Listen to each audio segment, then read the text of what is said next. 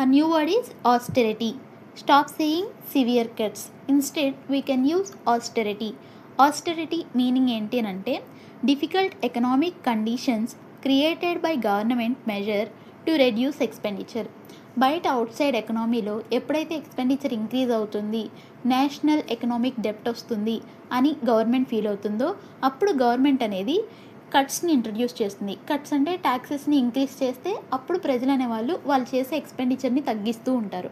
ఇలా ఎప్పుడైతే గవర్నమెంట్ తీసుకునే ఒక ఇనిషియేషన్ లేకపోతే ప్రజల మీద ఇంపోజ్ చేసేటువంటి ఒక కట్స్ని రిప్రజెంట్ చేయడానికి ఆస్టెరిటీ అనే వర్డ్ని యూజ్ చేస్తారు. దీని యొక్క సినానిమ్స్ చూడండి: ఎకనామీ, స్పారింగ్నెస్, థ్రిఫ్ట్. యాంటనిమ్స్ అయితే ఎక్స్ట్రావేగెన్స్, లగ్జరీ, అబండెన్స్. మీనింగ్ ఎగ్జాంపుల్ చూడండి: the government implemented an austerity program to tackle the national debt. Follow this channel for next new vocab word.